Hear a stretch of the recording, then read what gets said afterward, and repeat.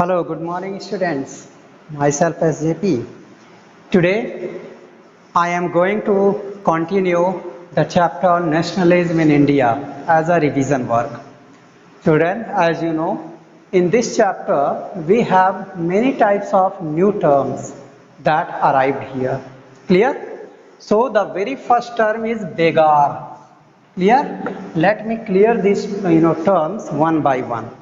Begar means forced to, you can say, contribute without payment. Means people in colonial period, they were forced to contribute free of cost. Understand? They had to work free of cost. They could not be paid for anything. So such type of work was known as begar, and it had to be done by Indian people especially. Clear? And they are forced by colonial government. Clear? So such type of activity is known as begar. Clear? So begar means forced to contribute free of cost. ठीक है? Second term is boycott. Clear? जिसको हिंदी में कहते हैं बहिष्कार करना. Right? Boycott means होता है to refuse or refusal to deal or associate with something. ठीक है? With some policy, with some law, with some activities, and with some rules. Understand? And with some, you can say, economic activities. We have to refuse that. तो boycott का मतलब कोई भी commodity है, हमने उसको रिफ्यूज कर दिया. जैसे महात्मा गांधी, ही बायकॉटेड you can say British cloth. So that was boycotted because people refused to use it. They took out all these people and made a bonfire. Understand? In this manner they had boycotted all these things. Clear? So the refusal to deal and associate with, okay, any policy, any commodity, any rule, any law, any title. Understand? Or any other orders passed by present government. Clear? Yes beta. Okay, I am watching. Okay, right? So this is the boycott. ये term है boycott. Okay. Then another term was dominion status. ठीक है? Dominion status means semi autonomous country. ठीक है? ऐसी country जो British के under में है, सेमी ऑटोनॉमस कंट्री, आधा खुद रूल करती है, आधा ब्रिटिश के अंडर में है. ठीक है? In British period. Clear? British के अंदर. ठीक है? ऐसी कंट्री जो ब्रिटिश के अंडर में है. ठीक है? और उसका maximum law and order is ruled by British government. That is known as dominion status. India एक डोमिनियन स्टेटस था क्योंकि इंडिया पे कॉलोनियल पीरियड थे, इंडिया पे कॉलोनियल गवर्नमेंट रूल करती थी. ठीक है? और यहाँ के जो नवाब एंड जो रूलर्स थे, they became autonomous to Britain. ठीक है? उनके अंडर में काम करते थे ये सारे के सारे लोग. Understand? That's why India was dominion state, autonomous country with the British. Followed? Okay. हाँ. Here then comes forced recruitment. Clear? Forced recruitment. British government, they had to recruit people by force during First World War. Understand? Means here colonial state forced the people. They made pressure, they pressurized people to join army. This is called forced recruitment. This was also done by Napoleon Bonaparte. He also did forced recruitment. Understand? Similarly, British government, they also does forced recruitment. Clear? In this way, this is called forced recruitment, means colonial state forced to join army. This activity is known as forced recruitment by colonial government. Then you have got Goodem rebels. Understand?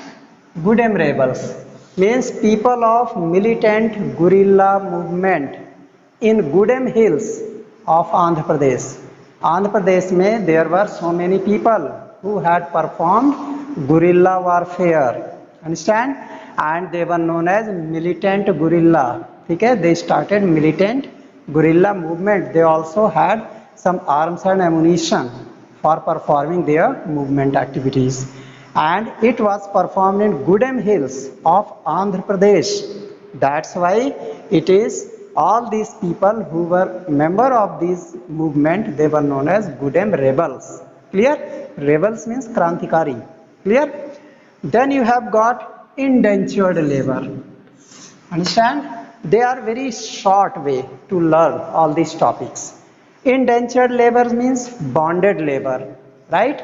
From India, Pakistan, Bangladesh, Sri Lanka, they had been, sent out on contract.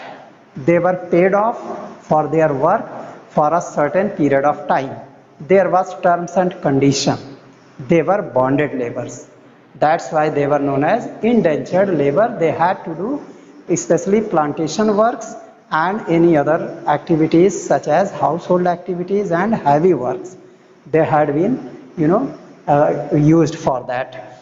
So indentured labor, in short, you can say bonded labor, understand, especially migrated from India on contract basis, right, to Fiji and Caribbean island, right, and there they had been working for a particular fixed period of time, right, and they had been paid for that time period. It was on contract. Clear? Then you have got another term, martial law, right, means the law of military government. Understand? The country where there was military government, especially in Pakistan, there was military government last year, before few years, and in Burma and in many other countries, Iran, Iraq especially, there were military rule. So they had always imposed martial law to control public, right? This is very harsh law where ordinary laws are suspended. In martial law, other laws, displayed in constitution, they are suspended under martial law when there is military rule. Clear? Then one more topic comes, picket, right? Picket, it was an activity, understand, during which people block the entrance of a shop. कोई भी shop है उसके entrance को block कर देते थे, लेके कुछ भी खड़े हो जाते थे, वेपन्स वगैरह, ठीक है, and whenever any customer came और any member of that particular factory और employee came, office employee came, they had been returned back. If they forced, they had been punished. Clear? So such an activity is known as picket. So they are people who had blocked the entrance of a shop, factory, of a office, right? So they are very important terms, and we should keep in mind that these points generally comes in exam, understand, especially for 1 marks. And you can say the term begar, boycott, and many other terms, dominion status, forced recruitment, all these terms, they are very important terms. Children, the First World War began in 1914 and it created new economic and political situation in India. Clear? And in 1915, Mahatma Gandhi returned to India, right? So we can say that Mahatma Gandhi started Satyagrah movement. Clear? He started Satyagrah movement in Champaran, Bihar, Kheda district and Ahmedabad, especially Gujarat. Then in 1919, on 6 April 1919, on 6 April 1919, Rowlatt Act, right? Rowlatt Act, it was passed by Irwin government. At that time, Lord Irwin, he was Viceroy of India, and he adopted Rowlatt Act because he found that Indian freedom fighters, they becoming very, you can say, impressive to Indian people, and they were attracted, attracted huge mass, they had attracted. That's why British government thought, if people of India, they comes in the views of all these freedom fighters, then the roots of British Empire, that will go out, understand, it can be dig out. So they found another black act that is known as Rowlatt Act. According to this act, what happened, anybody who was suspected for political activity, right, or any anti-colonial government activities, they had been arrested immediately without any warrant, clear, and they had been directly sent to jail without any trial in any court, understand, and they had been given imprisonment for 2 years without any trial. So that was a black law, and in this one, top leaders of Congress party, especially maximum freedom fighters who were very, you can say, famous at that time, they were arrested one by one, and this brought Satyagraha movement very slow, clear. So Satyagraha movement means to oppose this Rowlatt Act in Punjab, Haryana, understand, at Jallianwala Bagh many people gathered, and means two top leaders, they were also arrested. That's why to protest them, people had organized an assembly in Jallianwala Bagh, and in that way, that Jallianwala Bagh, it was totally, you can, yes, in this way the Jallianwala Bagh massacre took place in 1919 at Jallianwala Bagh. Clear? It was inhuman, you can say, deed made by any army officer, and he was under trial in British court. Finally, he was punished, and many Indian revolutionaries, they also performed punishment activity to that officer. But here, so this, after this Rowlatt Act, you know, Indian people, they became agitated, they became totally angry, and they started creating, you know, movements in large scale and small scale, and they found that British government, that is colonial government, they were very cruel to Indian people. That's why their agitation continued, but these agitation became violent day by day, and at Chauri Chaura in Gorakhpur, right, a violent activity took place. This violent activity, you know, it, you can say, made Mahatma Gandhi very unhappy, right? He was shocked because his main aim was non-violence, and he found that after this Satyagraha movement, this, you know, violent activities took place. That's why he called off that non-cooperation movement that he began in January 1921, right, in the form of Khilafat movement. Clear? Children, you know, Khilafat movement, it was because of when First World War was running, understand, Turkey, whose rulers were Khalifa, understand, they were defeated in war, and British, you know, British, you know, government, they imposed their own policy, right?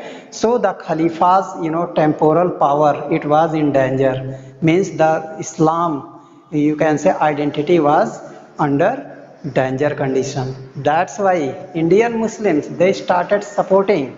That's why in 1991, in March 1991, Khilafat committee was organized in the leadership of Muhammad Ali and Shaukat Ali brothers, right? And they met Mahatma Gandhi, and, you know, he tried to, you know, convince him that they should do, means Mahatma, they also, he also convinced Mahatma Gandhi to cooperate them in this Khilafat movement. So Mahatma Gandhi with, you know, Shaukat Ali and Muhammad Ali brothers, he started a new campaign, that is non-cooperation Khilafat movement, in January 1921, and his, you know, mass agitation took place. And, you know, when British government found that Hindu and Muslims, they were united, they have come under a same umbrella, and their unity cannot be disturbed. That's why they become very, you can say, frightened. Clear? So this non-cooperation, you know, this movement, it continued for a long time until temporal power of Khalifa was returned by British government. Finally, British government returned it, and British government made an agreement with Turkey rulers. Clear? So in this way, non-cooperation Khilafat movement continued. Clear? And when it became, at Gorakhpur, when it became very violent, right? Then Mahatma Gandhi, called off this movement. Children, one thing more I want to discuss about, when Mahatma Gandhi came in 1915, he found Indian condition very miserable. That's why he visited, Bihar. He wanted to understand the problem of cotton mill workers, where cotton mill workers, they had supplied raw material as a cotton to British factories or British officers, but they could not get any payment for long time. And these peoples, they were suffering. Understand? They were suffering from hunger, and even their financial condition was very poor.